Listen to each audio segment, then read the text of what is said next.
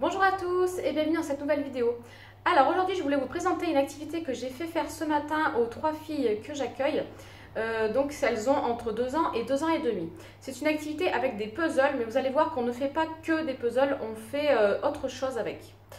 Alors j'ai 2 boîtes comme ceci. Voilà, ces 2 boîtes que j'ai achetées sur Wesco, W-E-S-C-O. Vous avez 4 puzzles par boîte. Donc celui-là, ça va être au niveau des saisons. Le printemps, on arrose les fleurs. L'hiver, il y a un bonhomme de neige. À l'automne, il pleut. Et à l'été, le petit chien, il se fait bronzer. Voilà, donc là, c'est avec les chiens. Le chien, c'est toujours le même.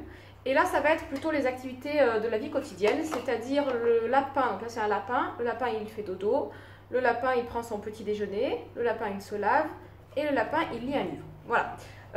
Super puzzle, je trouve. Ils sont bien. Donc, c'est des puzzles de 6 pièces. Ils sont bien illustrés, c'est joli. Alors, pour le moment, je ne les laisse pas encore en libre service sur les étagères parce que ce n'est pas encore acquis.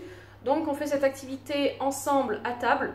Chacune prend un puzzle et je les aide un petit peu si elles n'y arrivent pas. Voilà, donc petit à petit. Ensuite, une fois que ce sera acquis, je vais disposer ces puzzles sur des petits plateaux en bois que je mettrai sur mes étagères. Et là, elles seront en libre service. Donc, les filles pourront les faire quand elles veulent.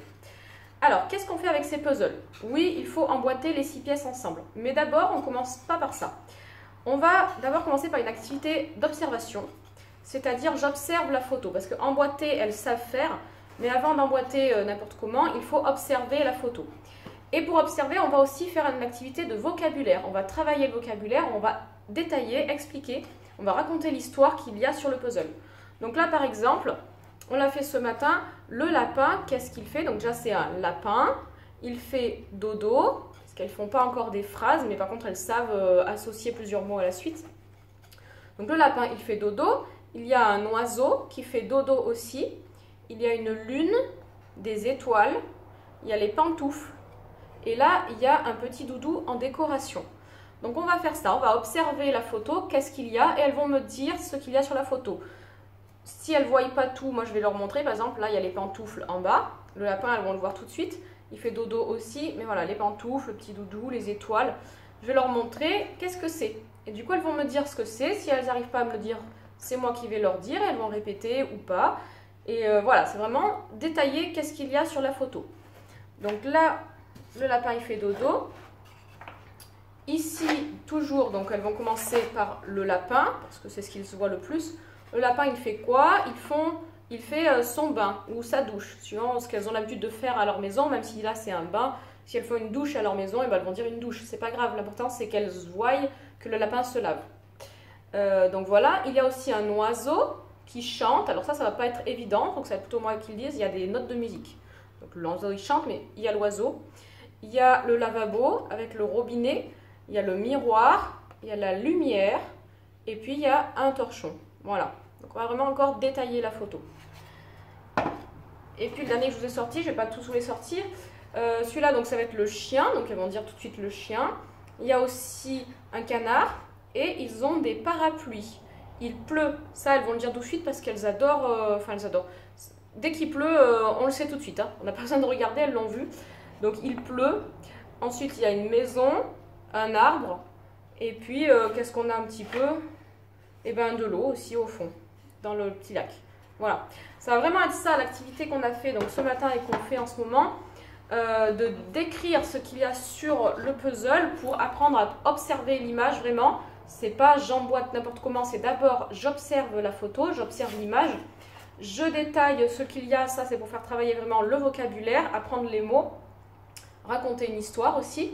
Et ensuite, une fois qu'elle a bien observé la photo, qu'elles ont bien observé, donc c'est chacune un puzzle différent, une fois que l'enfant a bien observé le puzzle, là, on va défaire le puzzle. Dans un premier temps, je vais le défaire, mais on va les mettre dans le bon ordre, c'est-à-dire comme ça. Hein. Dans le bon ordre, elles ont juste à remboîter. Normalement, elles ne mélangent pas les pièces, mais des fois, elles mélangent, mais ça, c'est pas grave. Donc, dans le bon ordre, elles remboîtent. Et ensuite... Quand elles l'ont refait, on mélange toutes les pièces et là le refond, donc là il faut réfléchir parce qu'il faut remettre dans l'ordre. Voilà, donc c'est vraiment ça, une activité multifonction on va dire, enfin ça va vraiment être éducatif, on va travailler donc le vocabulaire, l'observation et après l'encastrement des 6 pièces.